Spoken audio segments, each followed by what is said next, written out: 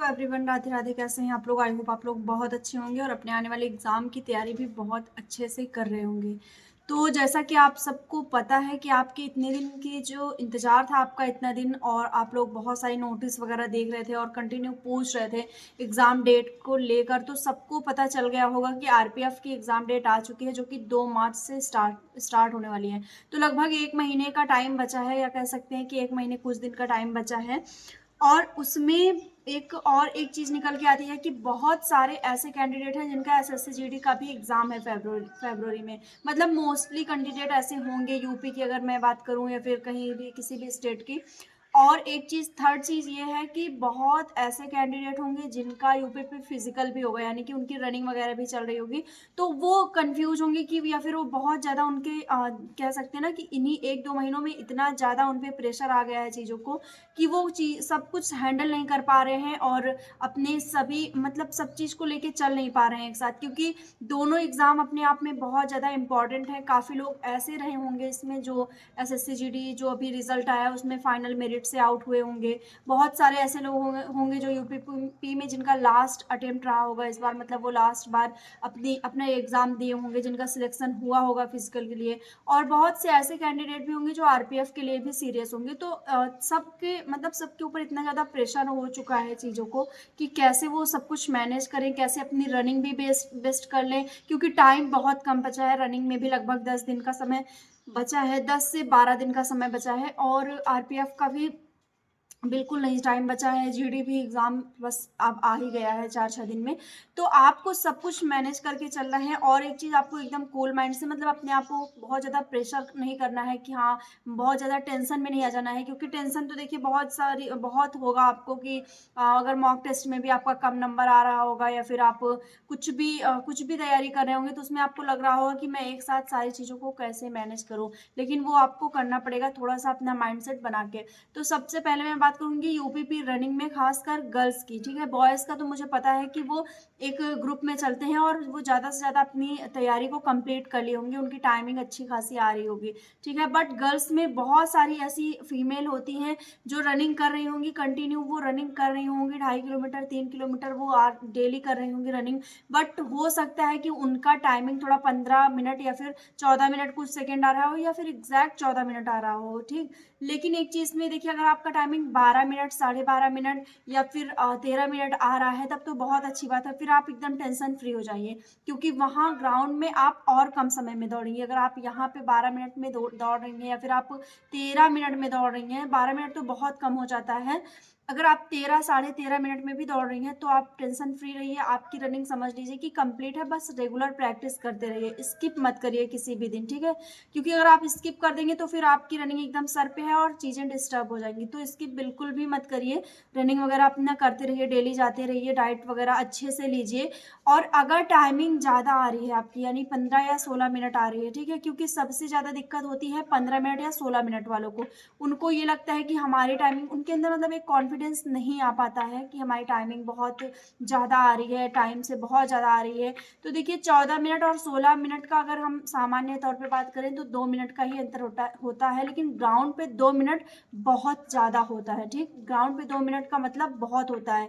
तो आपको क्या करना है कि आप थोड़ा-सा अपनी प्रैक्टिस और ज़्यादा बढ़ा लेनी है। अगर आप एक ही टाइम रनिंग जा रहे हैं, तो आप द कोशिश करिए कि आप दोनों टाइम रनिंग जाएँ, ठीक? इससे क्या होगा कि आपका जो कैपेसिटी है वो थोड़ा और बढ़ेगा, लेकिन आपको जाना है दोनों टाइम, ठीक है? आपको लगभग 10 दिन आपके पास समय है, तो आप रेगुलर जाइए, अपने आप को थोड़ा-सा और ज़्यादा इम्प्रूव करिए, अपने अपने पैर की एक्सरसाइज़ बढ़ाइए, ऐसी एक्सरसाइज़ करिए जिससे आपका पैर फैले, ठीक है? क्योंकि क्या होता है कि हमारे बॉडी की स्पीड नहीं बनती है, हमारा पैर जो होता है वो कम डिस्टेंस में पड़ता है, कि हम यहाँ रखिए, उसके बाद तुरंत हम अपना जो पैर के बीच में स्पेस होता है वो बहुत कम होता है, इसीलिए हमारा टाइम ज़्यादा आ जाता है। तो कोशिश करिए अपने पैर को उछाल के रखने की, तो जिससे आपका टाइम थोड़ा-सा कम होगा और आपके लिए काफ़ी ज़्यादा हेल्पफुल होगी ये चीज़, ठीक है? तो आई होप आपको चीज़ें समझ में इसमें आ गई होंगी कि आपको किस तरह से क्या करना है। बाकी डाइट वगैरह आपको प्रॉपर लेनी है अच्छे से। अभी फ़िलहाल जब आप रनिंग करते रहते हैं, तो आप उस समय ये सोचिए कि हाँ, मैं बहुत अच्छी रनिंग कर रही हूँ, बहुत अच्छी रनिंग कर रहा हूँ, और मैं वहाँ पे खींच दूँगा, और ज़्यादा अगर मेरा 2-4 सेकंड कम ज़्यादा हो रहा है, तो मैं उसको मैनेज कर लूँगा। एक चीज़, अगर आपकी रनिंग टाइमिंग 13 मिनट या फिर 13 मिनट कुछ सेकंड आ रही है, या फिर कह सकते हैं कि 12 मिनट 40 सेकंड के लगभग आ रही है, 40 प्लस में, तो आपको परेशान नहीं होना है, बस उसी पे आप रुके रहिए और वहीं प्रैक्टिस बनाए रहिए। कम आप करने की कोशिश में बिल्कुल भी मत लगिए, वरना इंजरी हो जाएगी कोई और आपको बहुत ज़्यादा दिक्कत हो जाएगी।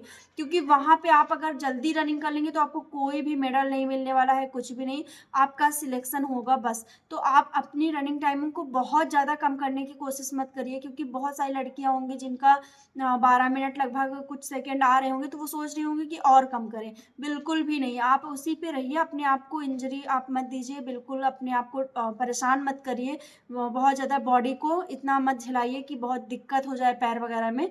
क्योंकि ये चीज़ें अभी जस्ट जब आप कर रही हैं तो दिक्कत नहीं होती, बट आगे चल के फीमेल में बहुत ज़्यादा प्रॉब्लम होने लगती है। तो ये चीज़ आप लोग ध्यान रखिएगा, ठीक है।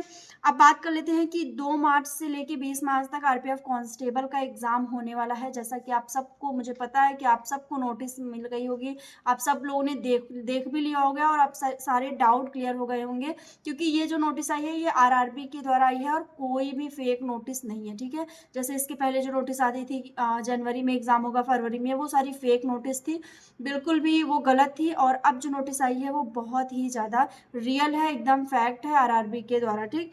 तो आपका एग्ज़ाम होना है, तो समय आपके पास बहुत कम बचा है। अगर आप मैथ रीजनिंग पे चल रहे हैं तो देखिए, जीडी और आरपीएफ में अगर दोनों बात करें तो 2 या 3 चैप्टर की मैं बात करूँ तो अंतर होते हैं, नहीं तो सारा रीजनिंग का भी और मैथ का भी सेम होता है, कुछ एक्स्ट्रा नहीं होता, बस 2 या 3 चैप्टर का ही खेल होता है, ठीक। आरपीएफ में 2 चैप्टर बढ़ा के दे दिए जाते हैं, जीडी में कम, तो वो आपको देखना है। बाकी रीजनिंग आपकी सेम पैटर्न की, मैथ आपके सेम पैटर्न का, मैथ थोड़ा सा आप समझ ही रहे हैं कि इस टाइम कैसे कैलकुलेटिव आ रहा है, तो उस पर आपको थोड़ा प्रैक्टिस बना के रखनी है अपने आप को। 1 महीने आप केवल प्रैक्टिस करिए, जीएस का रिवीजन करिए। अगर आप आरपीएफ का जीएस, मैं मेरा जहाँ तक मानना है कि जीडी से थोड़ा कहीं ज़्यादा सही होता है आरपीएफ का जीएस, क्योंकि उसमें ज़्यादा क्वेश्चंस भी आते हैं। तो आप जीडी, अगर आप आरपीएफ का जीएस मतलब फोकस आरपीएफ की किए हैं, तो जीडी का जीएस आपका क्लियर हो जाएगा, आराम से क्लियर हो जाएगा।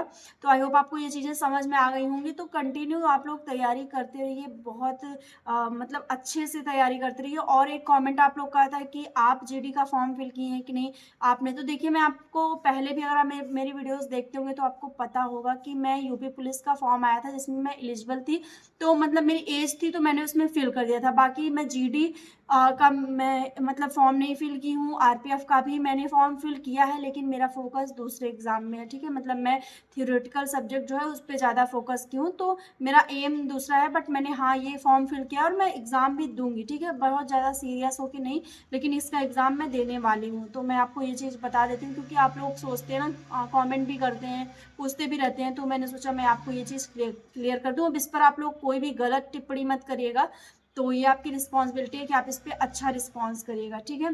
तो आई होप आपको सारी चीज़ें समझ में आ गई होंगी। तो फिर अब कंटिन्यू अपनी तैयारी करते रहिए आप लोग, मैथ वगैरह प्रॉपर जहाँ से भी आप पढ़ रहे हैं। अब एक चीज़ और मैं कहूँगी कि मॉक टेस्ट की आप लोग बात करते हैं ना कि मॉक टेस्ट कैसे लगाएं, कहाँ लगाएं, या फिर कब लगाएं, वीक में कब लगाएं। तो देखिए, अभी आप जैसे 1 महीने आपके पास टाइम बचा है, मैं जीडी वालों की बात नहीं कर रही हूँ, आरपीएफ वालों को बात कर रही हूँ कि आपके पास 1 महीने का समय बचा है।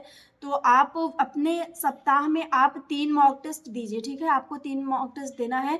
जब आपका और ज़्यादा मतलब, इससे क्या होगा कि आपका टाइम थोड़ा सा आपको मैनेज करना आएगा कि कैसे टाइम को मैनेज करना है और किस तरह से समय बचा के क्वेश्चंस को जल्दी सॉल्व करना है, ये सारी चीज़ें आपकी क्लियर होगी, पैटर्न भी थोड़ा सा समझ में आएगा।